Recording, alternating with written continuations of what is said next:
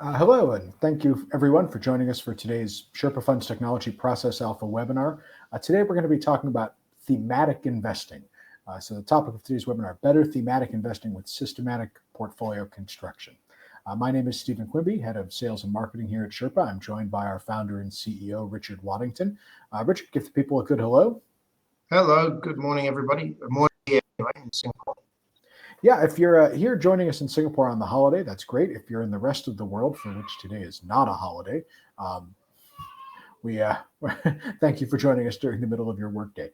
So if you're new to our Sherpa Process Alpha webinars, just to set some ground rules and expectations here, usually our sessions are about 30 minutes, 25 to 30 minutes. We try to set aside time at the end to answer any questions. So if you have questions, feel free to put them in the webinar chat there. And if they come up in a way that we can get to them midstream, we will. But otherwise, we'll certainly do Q&A at the end. Then if you have to jump off midway through for some reason, if you're in and out, if your connection's not great, this session will be recorded and the replay will be available no later than tomorrow on the Sherpa Funds Tech Process Alpha YouTube channel. So you can catch up with all of the things we talked about there. So with all that said, let's jump in. So today what we're going to talk about in terms of, using systematic portfolio construction techniques to produce better thematic investing results. Agenda, we'll do a quick introduction. We're going to talk about the process we use, sort of the process-driven approach that we talk about frequently at Sherpa. Within that process, there are two key inputs typically to a systematic thematic portfolio. One is what we call an alpha vector. So we'll talk about how to generate a thematic alpha vector. Two is what we call a portfolio shape. And so we'll talk about defining the portfolio shape. So then we'll talk about how we can use that alpha vector, use that portfolio shape, and compare different ways that we could build a thematic portfolio given those inputs. Finally, we're going to show how using a systematic approach to portfolio construction, using a systematic engine for portfolio construction, can ultimately help you build better, more investable, institutional grade systematic thematic portfolios. And as I said, we'll do questions at the end. So why we're talking about this today, broadly speaking, thematic investing continues to be a very hot and growing topic in the investment world. You see ESG ETFs, you see thematic ETFs around blockchain, around cannabis, around different emerging technologies, around global megatrends. You name it, thematics are a growing part of the investment business. Now, the reason that we've sort of approached this topic, and it's not necessarily something that's naturally in our wheelhouse, helping PMs with portfolio construction, but what we've found and what we've heard from our clients is that most thematic products are either a one-size-fits-all, actively managed thematic fund or passive ETF, or it's something that's being generated, being produced for the client, typically by a sell-side broker. And so it's focused on the broker's research and maybe less on how that research is actually implemented to meet their clients' investment requirements.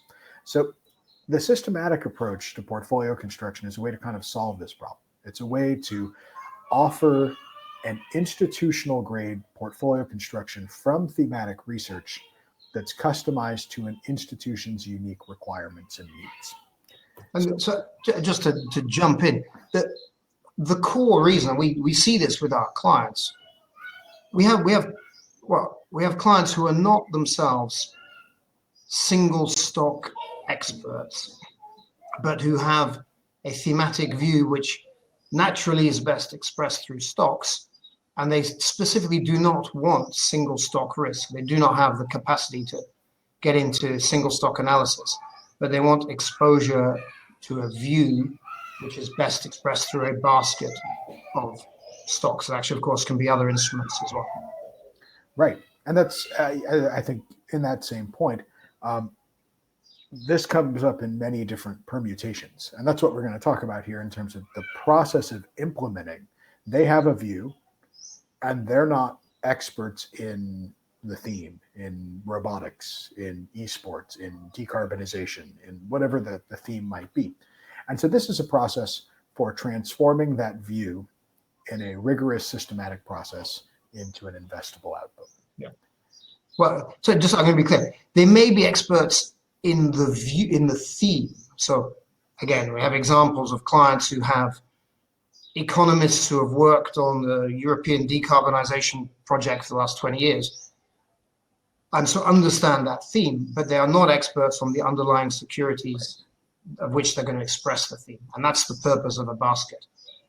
Clearly, if you're the other way around, if you're an expert on the underlying securities, your view is on the asset, on the stock, rather than on the theme. Right. Absolutely. And so the process we're going to talk about today, and this actually looks very similar to the process that we work with on clients for discretionary portfolios.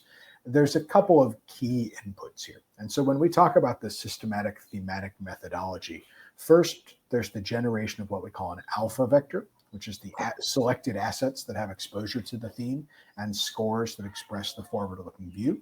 And then there's the generation of what we call the portfolio shape, which is what makes that theme investable as a basket, investable as a portfolio.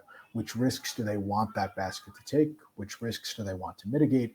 And what sort of objectives and constraints define what the resulting portfolio should look like? And so if you have the alpha vector and you have the portfolio shape, then they come together in whatever your portfolio construction technique or engine is to ultimately create that investable thematic portfolio. And so we're going to talk today, obviously, about how you can use systematic tools like Sherpas, but practically speaking, you generate your alpha vector, you define what you want the portfolio to look like, and then you use a portfolio construction technique to generate a thematic portfolio from those inputs. So when we talk about an alpha vector, this is something that's a sort of a fancy sounding term, but at heart, it's a fairly straightforward concept. So the alpha vector is the input of which assets you want to express a view on. So which assets have exposure to the theme? And how do you think about the different forward-looking prospects for those assets? And to Richard's point, depending on the expertise the client has, they might be involved in generating these lists of assets their own. They might be involved in setting the scores on their own, or either of these components of the alpha vector might come from an external research party, an external provider, or an external source. And so when we think about what that means, and as you think about kind of the different sources that are out there, the different ways that people invest in thematic portfolios presently, that could be anything from doing your own fundamental research, so your own expertise. So if you're an active thematic fund, you are selecting and curating this list, or we could be taking it all the way into the sort of most outsourced manner and saying, well, there are experts who have created funds, have created ETFs or mutual funds, different vehicles that are focused on these themes, and I can leverage the research they've already done, but to build something that is custom for my requirements. And so there's a lot of trade-offs here in terms of, again, what your expertise is, which views you want to express, and where you have inputs. But there's really a lot of ways that you can look to generate the list, the asset selections that go into expressing your chosen theme. Now, the scoring component is a matter of saying, within these assets, which ones do I like more or less? So from a forward-looking perspective, which assets do I have better feelings about the prospects, or which assets do I have worse? Now, obviously, the scores could all be even. If you have no particular view on the underlying assets, the score for this purpose could be even. Similarly, the scores could be as granular as your research allows. If you have very detailed expected return projections, you could use those. Now, practically speaking, this is something where this is a key part of thinking about how you want to express the thematic view. Do you think that the alpha in the view is purely holding a basket of stocks that have exposure to that view in a risk-sensitive manner? Or do you think that the alpha in the theme involves picking stocks within the theme? And so the more view you have on assets within the theme, the more information content we would expect this scoring to have.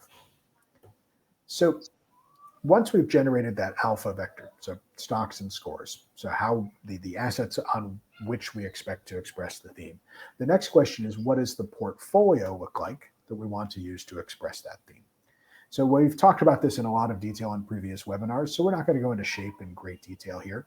But if we were to sort of summarize all of those things, what we need to ask for portfolio shape is, what risk do we want this thematic portfolio to take? What risks do we want the thematic portfolio not to take? Which risks do we want to mitigate or reduce? And then what are the objectives and constraints of the problem? What are the shape elements in terms of, could be sector, could be country, could be currency, could be market cap, could be a risk characteristic. What are the objectives and constraints that ultimately make that portfolio investable? So when we think about this, you know, the risk you want the thematic portfolio to take, this is something that if you look at an off-the-shelf product, or if you look at a basket, there's a lot of different ways to do this beyond what you traditionally see on the market. So this could be as simple as saying, okay, I want a long only expression of the stocks, but you could also go and take that a step further and say, well, you know, I really want exposure to this theme, but it should be in a market neutral index hedged product. Or you could say, I have views on the assets within the theme such that I want to be long some of the components of the theme and short other components, or I want to be long this theme against another theme, and it could be individual single stock long short. So the investor's view on the theme, their view on what the sort of the alpha is, and the input here is going to drive a very potentially different decision for each investor for each implementation on what sort of risk they want from that thematic portfolio. You could kind of generalize that by saying, well, how deep do you go down the factor model view of the world?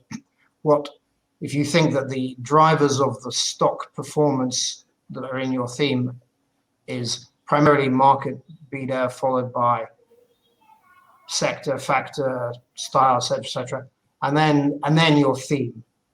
So your question of which of these, at what level do you want to neutralize the other stuff before it's just your theme expressing itself? And of course, you can't neutralize the factors if your theme, for instance, is a growth theme.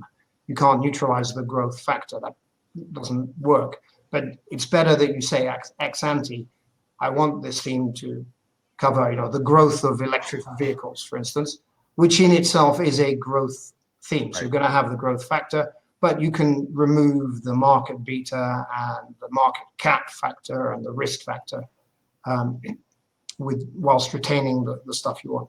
So it's important to be quite, we've sort of gone into this in more detail in other webinars, but these are the kind of conversations that you need to have. And typically we find that portfolio managers kind of need to be queried on this to force them to think about it, because it's not the natural rush of blood to the head of like, I really like this theme, I want to get it on, is best tempered with, okay, let's analyze where do you really want to be in this matrix of whatever factor or universe you happen to believe in the most. Right. And so let's, and that really is the next thing we're going to talk about here, is when we think about mitigating risk, again, this can be factor risks, it can be macro risks, it can be fine-tuning the amount of volatility, the amount of drawdown, the amount of tracking error. And so it's really a question of making the thematic investing process very explicit and intentional ex ante. Yes. And so finally, when we talk about the objectives and constraints, again, this is something we've talked about in great detail before, but broadly speaking, objectives and constraints are all of the things that are fuzzy in a portfolio manager's mind, fuzzy in an investor's mind, around what makes a portfolio practically investable. And so Sherpa typically defines these as portfolio level objectives and constraints, so number of stocks, market beta, anything in that area, group level constraints like we just talked about, sectors, countries, market cap, currency, and then asset level constraints, which are things around liquidity or size that drive the asset level minimum and maximum weights in your portfolio. So with all of that process out of the way, so that's our process. We take our alpha vector, we take our portfolio shape, and then we use our systematic portfolio construction engine to produce the best expression of the alpha vector in that shape. So what we're going to walk through now is to talk about an application of this using this systematic thematic process to build a blockchain thematic portfolio. And so for this example, as I think Richard and I have said on many occasions, we are not single stock experts. And frequently when we work with clients who are single stock experts, they start talking about individual names and tickers, and we just, those are not names that we're familiar with in any detail. So we don't do fundamental research. We're not stocks. Now, what we're going to do for this example is we're going to use the two most widely held public blockchain ETFs, because those are obviously successful products run by active researchers with an interest in the blockchain space. So this is a space we know something about, but we couldn't begin to pick these stocks. So again, an active investor, as we talked about earlier, could use any type of source to generate this list, but what we're going to talk about today is based on these two set of ETFs. And so if we look at that, these two ETFs are Block and BLCN. And as of the snapshot that we took a week or two ago, there were 52 assets in Block, 75 in BLCN. There's a fair bit of overlap, as you might imagine. And so we have 95 potential stocks going into our alpha vector. Now, we, again, are not doing fundamental research on this, but to differentiate between the stocks, what we're going to use is the Bloomberg Analyst Consensus Rating. And so this is going to be a score from 0 to 5, with 5 being the best score, on the forward looking at the view on these stocks based on a consensus of analysts tracked by Bloomberg. Now, again, if you as an investor have individual views on this, you could use something like this as a starting point and then modify scores, override them according to the names that you feel very strongly about. Or you could input all of these scores from scratch on your own, which is, again, what we tend to see with traditional discretionary PMs. And so with this set of assets from the ETFs, the set of scores from our Bloomberg analysts, we have an alpha vector. We have a list of scores and assets that should provide us exposure to the blockchain with a forward-looking view on the prospects of the companies within that set. Now, again, to keep it simple today, and we'll go in more detail in future sessions about how you would do this in a more risk-sensitive, factor-controlled, long-hedged or long-short. But just to demonstrate the process, to talk about how this works, we're going to construct a long-only portfolio. And this long-only portfolio also will give us a sort of an apples-to-apples comparison that we can use between these ETFs to understand some of the decisions that we need to make in that portfolio shaping process to define what makes this most investable. So when we look at these two ETFs, and this is going to be a little bit of an aside, but we won't take it. When we look at these two ETFs, both of these ETFs over the last 6 months have obviously done quite well. So, 37 and 96% returns, Sharpe greater than 1. Both of these ETFs are, generally speaking, performing well. Though you'll notice that even though these are both blockchain ETFs, both thematic products that are supposed to be designed to provide exposure to the same theme, the actual results from both a risk and returns perspective are really very different. Now, one of the things as we start talking about thematics, and this is, like I say, where it's a bit of an aside, you have to always be a little bit conscious of when you're looking at a back test of current holdings versus what that theme might have actually realized through time. If we look at the back test of the current holdings for these two ETFs, so taking the snapshot as of when we took it, the 95 stocks, and we compare that to how they actually performed, you can see the results are entirely different. So for BLCN, it did almost 4 times the return on dramatically higher vol and dramatically higher drawdown. So it was a much riskier product, but it ultimately performed much better if you were just looking at the back test. The Block ETF, on the other hand, 6 times the returns and even higher levels of risk. So as we think about this, and as you think about looking at constructing a thematic portfolio, every thematic portfolio provider is going to have a back test from that current portfolio snapshot, but you want to be sensitive to really what are realistic assumptions. So if we're looking at this from realistic assumptions, we can see there's very different results. Block versus BLCN. Block obviously is taking much more risk, higher vol, higher drawdown, higher returns in this case, because by and large, those ideas panned out. But we probably wouldn't expect 600% returns over the next 6 months going forward. And so while we might want exposure to that greater upside that Block appears to present versus BLCN, we also want to be sensitive to the fact that both on a realized basis and on a back-tested basis, that Block ETF is quite a bit riskier. So again, higher returns on more risk. The back tests are very different. So this should inform, as we think about the portfolio shape, the definition, what we want to do with our thematic blockchain. So when we think about this, we say we probably don't want quite as much drawdown or volatility as block, but we probably don't want to sacrifice all of the upside of having access to some of those more volatile names. So what we want to do is build a portfolio that gives us as much exposure to the upside as is reasonably possible, but in a more risk efficient manner. So when we start to set kind of the constraints, we need to move out of sort of the basic risk and return area. So again, within our alpha vector, one of the key things we're looking for exposure to here is the scores, is the forward-looking views on the stocks. And so if we look at these scores and we see which names are scored in the 5 area, which scores are between 4 and 5, so that the stocks that we would expect to do the best, we can see that on a forward-looking basis, the block ETF had quite a bit more exposure to the 5s than the BLCN. So again, that's suggestive that maybe there's more prospective upside. However, if we think about that, we can see if we look at market cap that the block ETF is far, far more heavily tilted towards emerging small cap names, so new blockchain technology companies. And the result of that, much as we might expect, is that block shows much higher risk, so higher drawdown and higher vol.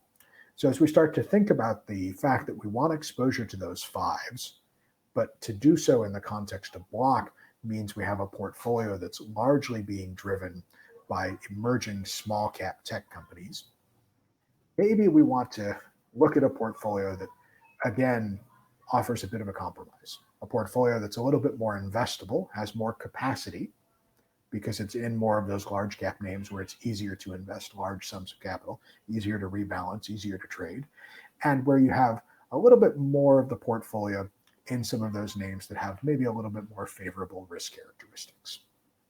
So we want then, from an objective and constraint perspective, we want to be maximizing how much exposure we have to the 5s, how much exposure we have to the stocks that we expect to do well.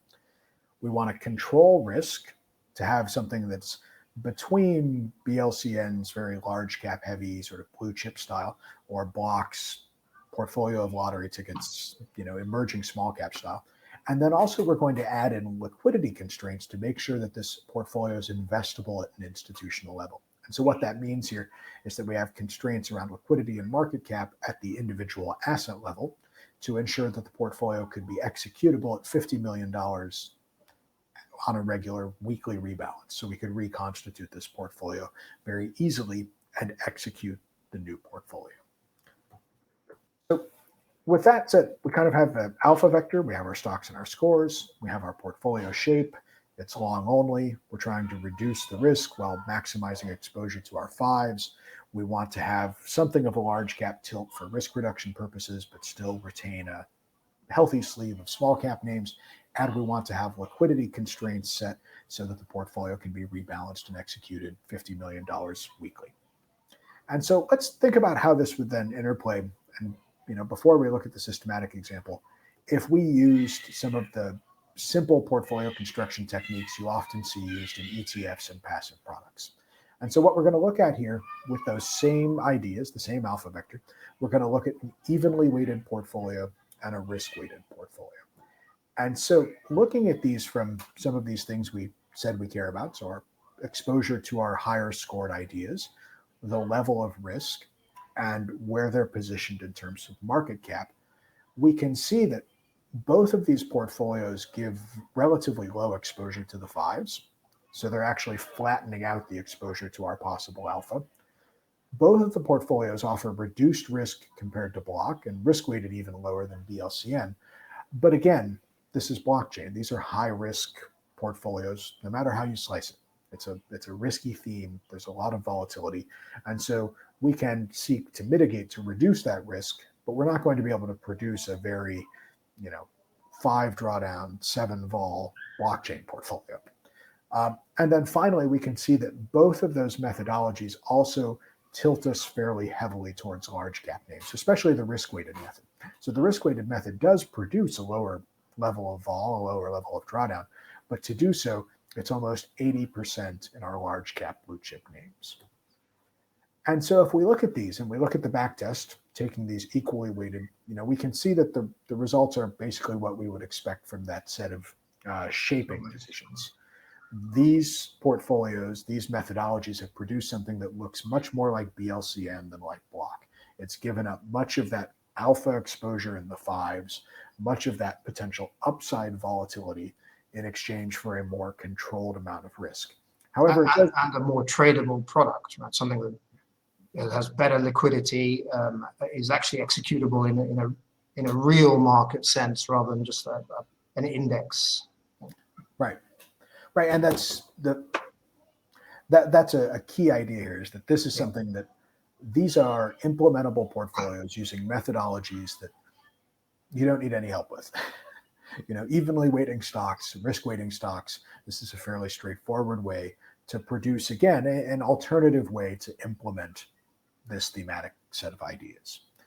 And so if we look then, statistically, we see the same thing. So again, these portfolios have done fairly well. Blockchain has done fairly well over the last 6 months. The risk is sort of in line with what we anticipated, and that extra exposure to some of the high vol, high return, small cap names on a back test would have done quite well. Now, let's talk about kind of bringing this all together. If we use a more sophisticated, let's say, I don't like that word, but I think it's the appropriate way to describe this difference here. If we use a more sophisticated approach to portfolio construction, a proper systematic portfolio construction engine, a mathematical engine, we can produce a portfolio that looks more like what we would use the Sherpa ORS process to produce. And so if we compare these evenly weighted and risk-weighted implementations, the Sherpa ORS portfolio lets us really drill down on getting the things that we said we want. So that's more exposure to the fives, to the upside, and potentially those forward-looking views, while retaining some exposure to small caps, but having enough large cap that we have a fairly risk-controlled product. And if we look at this, the Sherpa portfolio really helps us drill down, and the systematic process really helps us drill down on where we want to be on this spectrum of possible outcomes. We've talked in previous sessions about the idea that there's no right level of risk. There's no right type of risk. It's what's correct for you as an institution, for you as an investor. So if you want a product that's closer to BLCN, if you want a product that's closer to block, the systematic process gives you a way to build that result. And so as we look at this, the ORS product here, it offers returns closer to block with a risk profile closer to BLCN. What that means in practice is that we're getting more exposure to our fives. So we're getting more exposure to our scores, to the potential upside, which is what we wanted to maximize ex ante in our portfolio construction. And we're getting a more balanced exposure where we have a large allocation to large cap names, but we still have a significant amount in the small cap names that are really going to offer that potential for explosive upside. So we have more of these large cap names to help control risk. We have more in the fives and some of the small cap names that are going to help give us some of the upside. And what this means in practice is that with more upside exposure and better risk control, we're getting more exposure to our view per unit risk. And in our world, that's a better portfolio. More exposure to your view per unit downside. More exposure to your view, and easier and cheaper to trade. So these are practical. This is a practical solution to the problem of exposing yourself to a view which, in which in theory you can trade blah blah blah, but actually in practice you can't. And so this rebalancing across the large, small, and mid caps, as well as the higher weight in the fives and the lower vol and drawdown, is a much more investable product. Right. And again, you can choose as an investor where you want to be on this risk level. You can choose where you want to be in market cap. You could choose where you want to be in terms of country allocations. The systematic process gives you the ability to craft the portfolio shape that you want to implement, but to do so in a way that If we highlight these numbers right here in bold, the amount of weight we have in fives versus our drawdown, or the amount of weight we have in fives versus the vol, these numbers using a robust systematic process should be consistently higher than they are in your alternatives, because you are getting more of the risk you want per unit of risk you don't want. And the impact on that as an investor is that it means you can hold your position throughout. I mean, a lot of these thematic views that are expected to play out over 1, 2, 3 years. You need to be able to hold that view throughout the market movements that are going to happen, driven by other stuff. So, I mean, for example, we are in a sort of uncertain Fed rate environment right now. You need to be able to hold these thematic views regardless of whether the Fed raises or lowers rates over the next 18 months, because the view is that this stuff will take off. And that means you need to mitigate against these risks, and you need to be able to trade the view properly. So liquidity, minimal exposure to other factors and other major macro drivers allow you the time to be correct. Right. And even on this theme, we can see it. This had a great 6 months, and it had 20+% drawdowns. And just in the last 6 months. And this is 6 months where if you chose any 6-month period for the blockchain thematics, you easily would see drawdowns equal or exceeding them. And so as we think about that ability to invest in the portfolio, to implement it, to trade it, to rebalance it, this systematic approach is a way to make thematic investing more investable. And that's really, the message of this session is that being intentional about your construction of the alpha vector, intentional about your construction of the portfolio shape. There's many different ways to do both things. And that should be driven by an institutional investor's views, requirements, and capabilities to make a portfolio that is maximally investable to express that theme for that investor. And that's so. I know we've gone a little bit over, but we've been a little bit tighter on time than we have the last couple times, so that's good. If there's any questions before we sign off, if we've taken up everybody's time and we've kind of had 30 minutes booked, by all means, feel free to reach out. If you want to learn more about how to create these systematic thematic portfolios, more about how you can build a better portfolio, you can reach out to the Sherpa team. Our contact information's here. Obviously, we're easy to find at sherpafundstech.com as well. So if there's any questions, feel free to pop them in the chat.